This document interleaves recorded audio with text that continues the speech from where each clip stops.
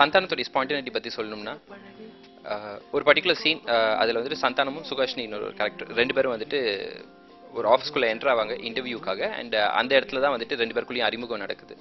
So அந்த அறிமுகத்தை எப்படி வச்சிருந்தேன்னா, இவர் இன்டர்வியூக்கு வரும்போது ஏதோ ஒரு ஃபன்னியாக ஒரு லைன் வந்து புல் ஆஃப் பண்ணுவார். அண்ட் அதுக்கு அந்த பொண்ணு சிரிக்க ஆரம்பிப்பாங்க. அப்படியா ரெண்டு பேருக்குள்ளேயும் அறிமுகம் நடக்கும்னு வச்சிருந்தேன். அண்ட் ஆல்ரெடி இருந்த லைன் வந்துட்டு it wasn't that funny for her to laugh. So அந்த விதத்தில் சந்தானம் வந்துட்டு இது அவ்வளோ ஃபன்னியாக இல்லையே, பரவாயில்ல டெலிவர் பண்ணுங்க, ஏன்னா டைம் போயிட்டு இருக்குது, வில் கோ அண்ட் ஷூட் அப்படின்னு. ஸோ அவர் வந்துட்டு ஒரு மாதிரி ஆஃப் மைண்டாகவே தான் வந்துட்டு அந்த லைனை டெலிவர் பண்ண ஆரம்பிச்சாப்ல. So camera was rolling and அவர் வந்துட்டு அந்த லைனை சொன்னார். சொன்ன உடனே அந்த பொண்ணு சிரிச்சுது. சிரிச்ச உடனே அவர் வந்துட்டு மொக்க காமெடிக்கே சிரிக்குது, ஈஸியாக உஷாராயிடும்னு நினைக்கிறேன் அப்படின்னாரு. சொன்ன உடனே நாங்கள் எல்லாரும் மொத்தமாக சிரிக்க ஆரம்பிச்சிட்டோம். ஸோ அதுதான் அவருடைய ஸ்பான்டினிட்டி. அவர் வந்துட்டு அந்த லைனை டெலிவர் பண்ண போறாருன்றது அதுக்கு முன்னாடியும் ப்ரிப்பேரும் பண்ணவே இல்லை. கேமரா ரோல் ஆகிட்டு இருக்கும்போது இமீடியட்டாக அவர் சொன்ன வார்த்தை அது. ஸோ நான் ஒரு செகண்ட் வந்துட்டு எல்லாருமே சிரிச்சிட்டோம். உடனே வந்துட்டு அந்த ஷார்ட்டே ஸ்பாயில் ஆயிடுச்சு. சரி, அதுக்கப்புறமா திருப்பி ரீடேக் போவோம் அப்படின்னு சொல்லி அடுத்த டேக் போனோம். And it is come out well.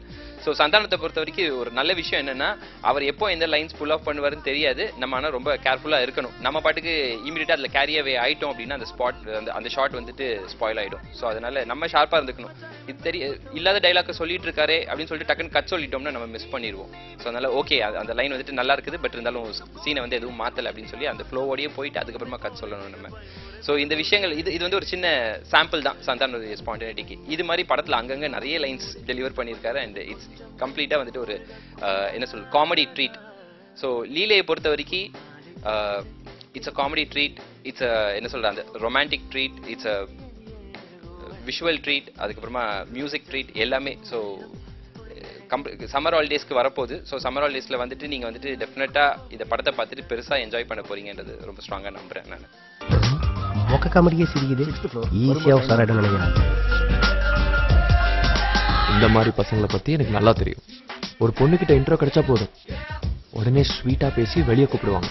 அதுக்கப்புறம் பீச் மாதிரி லோன்லி இடமா கூப்பிட்டு போவாங்க. அதுக்கப்புறம் டேஞ்சர் தான். படத்துடைய ஷூட்டிங் ஃபுல்லாக வந்துட்டு சென்னையில் தான் நடந்துச்சு. Since it's urban subject, so சென்னையிலேயே லொக்கேஷன்ஸ் சுற்றி எடுத்துட்டோம். அண்ட் HCL வந்துட்டு அவங்களுடைய ஆஃபீஸ் ஸ்பேஸை வந்துட்டு கொடுக்குறதுக்கு முன் வந்தாங்க. ஸோ அது வந்து ஒரு பெரிய ப்ளஸ். படத்துடைய லுக் வந்து இந்த அளவுக்கு பாஷாக கிளாஸியாக இருக்கிறதுக்கு ஒரு மெயின் ரீசன் வந்துட்டு HCL உடைய ஆஃபீஸ் ஸ்பேஸ் தான். ஸோ அவங்க இனிஷியலாக ஐடி சப்ஜெக்ட்னு சொல்லி அவங்களுக்கு ப்ரப்போசல் கொடுத்து அவங்களுடைய ஆஃபீஸ் ஸ்பேஸ் ஷூட் பண்ண முடியுமான்னு கேட்டப்பவே வந்துட்டு ஃபுல்லாக ஸ்டோரியை படித்து பார்த்துட்டு தேவர் இன்ட்ரெஸ்டட். ஓகே, நாங்களும் இதில் வந்துட்டு we are willing to play a part அப்படின்னு சொல்லிட்டு இங்கே அவங்களுடைய ஆஃபீஸஸில் வந்துட்டு எது எங்களுக்கு பெஸ்ட்டாக செட் ஆகுமோ செலக்ட் பண்ணிக்கோங்க அப்படின்ட்டாங்க. 18 ஆஃபீஸஸ் இருக்குது சென்னையில். ஸோ அதில் தேடி பார்த்துட்டு 2 ஆஃபீஸ் மட்டும் செலக்ட் பண்ணோம். அண்ட் தோ ஹீரோ வந்துட்டு ஹீரோ ஹீரோயின் 2 பேருமே சேம் ஆஃபீஸில் தான் வேலை பண்ணுறாங்க. பட் ஆனால் வந்துட்டு ஒவ்வொருத்தருடைய ஃப்ளோர் வேறு வேறு ஃப்ளோர். ஸோ அதை வந்து வித்தியாசப்படுத்துறதுக்காக நாங்கள் 2 ஆஃபீஸை செலக்ட் பண்ணி ஒரு ஆஃபீஸை வந்துட்டு ஹீரோடைய ஃப்ளோர் மாதிரியும் இன்னொரு ஆஃபீஸை வந்து ஹீரோயினுடைய ஃப்ளோர் மாதிரியும் காமிச்சிக்கிட்டோம். ஆனால் படம் பார்க்கும்போது வந்துட்டு 2 பேரும் ஒரே ஆஃபீஸ் பில்டிங்கில் வேலை பண்ணுற மாதிரி தான் தெரியும். அதர் தென் சீன்ஸ், சாங்ஸ் வந்துட்டு கோவாவில் ஒரு சாங் பண்ணியிருக்கோம். ஜில்லுன்னு ஒரு கலவரம் சாங் வந்துட்டு கோவாவில் பண்ணியிருக்கோம். அண்ட் ஒரு கிளி சாங் வந்துட்டு மகேஸ்வரில் மத்திய பிரதேஷ் அங்கே ஷூட் பண்ணியிருக்கு. பொன்மாலை பொழுது சாங் வந்துட்டு பாண்டிச்சேரியில் பண்ணியிருக்கோம். அண்ட் வேற ஒரு சாங் உன்னை பார்த்த பின்பு சாங் வந்துட்டு இங்கே சென்னையிலேயே ஷூட் பண்ணியிருக்கோம். ஸோ 2 லொக்கேஷன் தான். ஸோ சாங்ஸ்க்காக வந்துட்டு வெளியே போனதே ஒழிய மற்றபடி எல்லாமே வந்துட்டு இங்கே இன்சைடு சென்னை ஷூட் பண்ணது தான். பட் ஆனால் வேல்ராஜோடைய கேமரா ஒர்க்கில் இது வந்துட்டு வேற மாதிரி தெரியும். சென்னையே வந்துட்டு வேற மாதிரி தெரிஞ்சு ஏதோ புதுசாக நம்ம இது வரைக்கும் பார்க்காத விஷயங்களை நம்ம பார்த்துட்டு இருக்க மாதிரி படம் பார்க்கும்போது தெரியும்.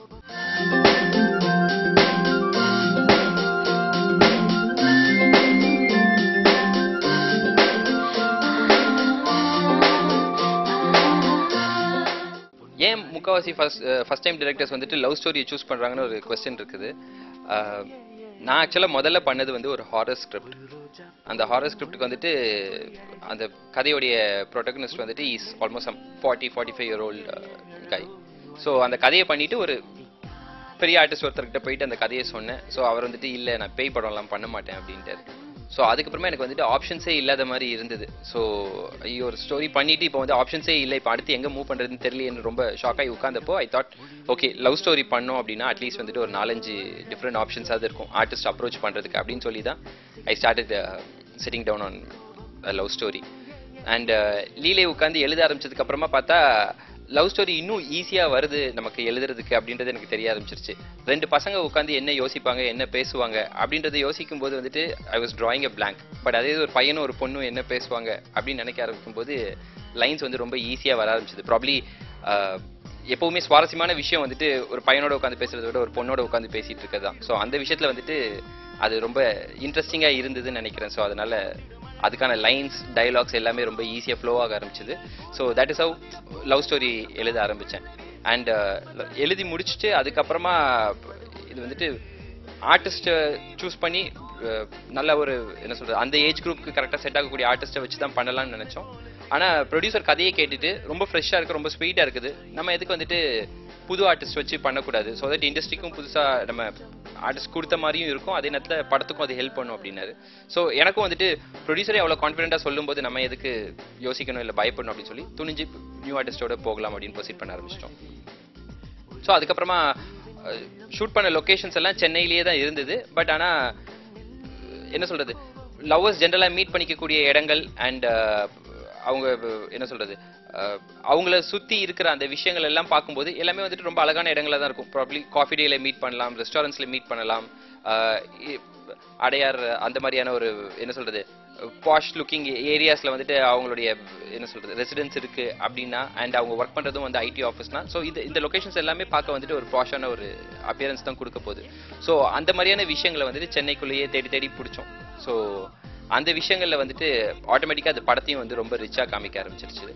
அண்ட் ஹெச்சிஎல் வந்துட்டு அம்பத்தூர் அண்ட் பெருங்குடி ஹெச்சிஎல் இது ரெண்டுலேயுமே தான் ஷூட் பண்ணோம் நாங்கள். அண்ட் 2 எக்ஸ்ட்ரீம் எண்ட்ஸில் இருக்கிற ஆஃபீஸஸில் ஷூட் பண்ணாலும் படம் பார்க்கும்போது ஏதோ ஒரே பில்டிங்குள்ளே நடக்கிற ஆக்டிவிட்டி மாதிரி தான் தெரியும்.